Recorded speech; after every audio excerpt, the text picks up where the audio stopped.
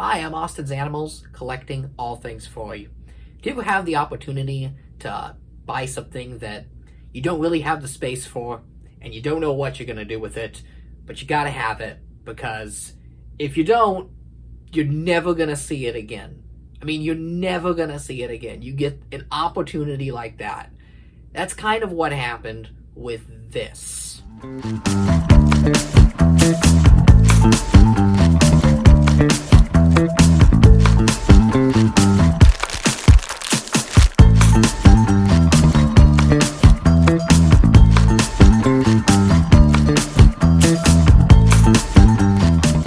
I'm not even sure where to begin with this. It's a fursuit. It's a vintage fursuit. I don't know whose it is. I'll start off by saying that. Other than it's an orange fox. It's a very nice orange fox. The only thing that makes it kind of distinct is these eyebrows here. It's got these very nice felt eyebrows that kind of give the head a bit of character. This is a beautiful, complete, full vintage fursuit that I believe is from either the late 80s to mid 90s. There's kind of a wide range of where this could be because, you know, fursuit history is not particularly well documented, but looking at the whole range of fursuits, this one skews more on the realistic end, and it's not like the kind of fursuits we see today. Like, fursuits have a very distinct style now. There's a couple of big makers I'll point to, like, you know, Lemon Brat or Don't Hug Cacti, and they have this kind of mix of kind of anime and video game aesthetics, which I have no issue with. I think it's beautiful. It's a great look, but that is the modern look now. And you still see realistic fursuits, but it was definitely, I would say, more common in the late 80s to early 90s. This fursuit is very, like Renaissance-like it's something you would see at a sci-fi convention back in the day. I've been watching a lot of old convention coverage to try and find out whose suit this is, and I don't know. So, if you know who this fox is, let me know. I would love to know, but I'm so happy to have this in my collection. This is a crown jewel right here, a vintage, authentic fursuit. So, you have the full head, which is gorgeous. It's a showstopper piece. The teeth are fantastic and beautifully and richly detailed. The hard plastic nose and the realistic, almost cat-like eyes. I mean, they're fox eyes, but they definitely have kind of a really animal look to it. They really played up the animal aspect. I like how it's a realistic fursuit, but it's not fully realistic. It's still got a lot of cartoon character to it. Kind of like my own fursuit I've kind of cobbled together. Because you've got the realistic eyes and sharp teeth, but you've also got these fun eyebrows I mentioned. They give them a lot of character. The ears are beautiful. They've kind of got a wireframe in them so that they can hold their shape. This is a stunning head. It's a little difficult to fit in. I've tried this on. You're going to see the try-on in just a second. I know that's what y'all are here for, but don't worry. The try-on's coming. But you kind of have to shimmy it on because this neck is so long. If you don't like tight spaces, this is not the fursuit for you, because when you put it on, you'll kind of have this moment where you're like, am I in the head? And you kind of have to shuffle your head through it to get to the top here.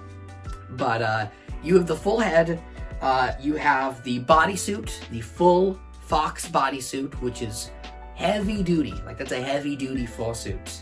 It zips in the front, by the way. You're not going to see that, though. Not that type of video. And these are the paws. It's on the wrong hand. They're kind of these nice, friendly mitts. They've got, again, you kind of got the blending of realistic and cartoon. I mean, the head skews on realism. The bodysuit is very realistic, but the paws only have 4 hands, like a cartoon character. And the legs are digigrade legs, which is something I've always wanted to try on and have. How they walk is they've got these kind of paw shoes, and then there's these foam pieces, I'll go ahead and show here, that you put in the leg. Now, this is common with all fursuits, but I've never had a professional one before, so this is new to me. But they're really great. The way they've done them also is really simple and easy, because when I got this suit, it wasn't assembled, so I wasn't sure how the digigrade legs work. So I did some research on different fursuit guides and how to apply digigrade legs, and what you do is you kind of put one piece in the back and one piece on the front, and it looks like you have animal feet, which is great because a lot of the ones I saw were really complicated. They have like a lot of little pieces. This is just two pieces, one in the front by the knee and then one in the back of the foot, and that creates the digigrade illusion. This fursuit is not sized for me, I'll just say that. So in the footage you're about to see, it's very big on me. The head does fit, obviously the gloves do, and strangely enough, the digigrade feet fit perfectly. So whoever wore this suit had a bit of a more stockier build than me. I'm notoriously tiny, I'm a literal Ewok, but they had tiny feet and the feet fit me perfectly. So, you know, if I wear the suit in full, yeah, it looks like it wasn't made for me. It looks a little ridiculous. But there are also wonderful pieces in this fursuit that I can use with my own fursuit. And that'll be the next video. We'll kind of upgrade my fursuit with some cool vintage 80s fursuit pieces. Before we get to the actual try-on, I just want to do a quick review of the suit. It is wonderful. The quality here is real for something this old. I can tell this is an older fursuit. It's not a new one. Is it late 80s, mid 90s, maybe even early 2000s? But I'm not leaning on that, because once you get to the 2000s, furry culture really starts to change when you have characters like Crystal and Renamon, the Digimon girl, and the big anime influence. And all of a sudden you have the big anime eyes and kind of the modern fursuit look, which has now been kind of standardized with 3D printing and fursuit making tutorials. This head clearly comes from a time where there were no fursuit tutorials or mainstream makers. This head was handmade when furry was super niche and it just wasn't something you saw every day. So the fact that this head was made the way it is nothing short of astounding. You kind of have to put yourself in the place of, there was nothing like this before. Whoever made this was making something truly one of a kind and groundbreaking. And this is a literal piece of furry history. This is furry history right here. It's wonderful. So it's kind of gonna, it's the crown jewel of my collection. You know, I have furry action figures and merchandise. I even have some comics and old convention pamphlets, which we're gonna look at in a future video. But to actually have a vintage fursuit and to be able to try it on, something I have always wanted to do. So that's enough preamble. That's enough of Austin's rambles. Now we're actually gonna try on a vintage fursuit. So here we go to the try on. Take it away.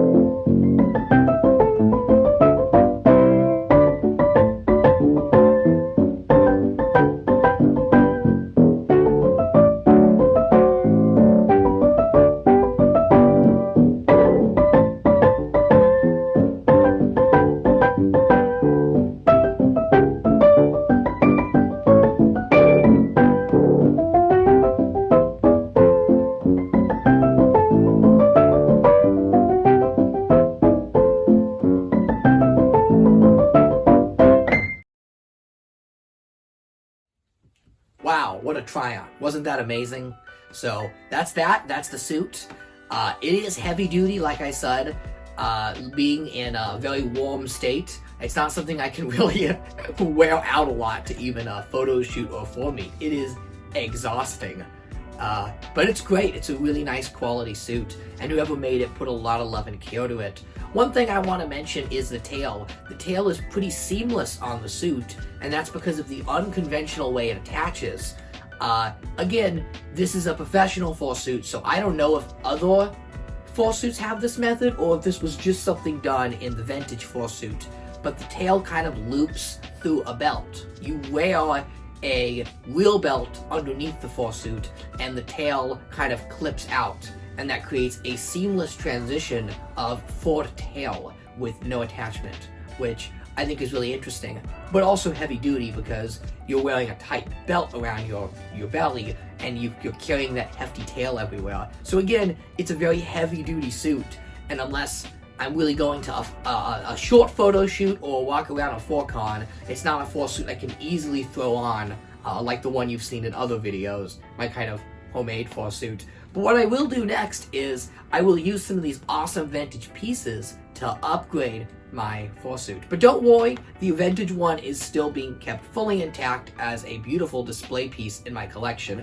I know this head especially is just a showstopper piece. I'm so happy to have a vintage fursuit head and to just be able to pick this up and hold it and hold furry history right here and see the craftsmanship and love that was put into this head.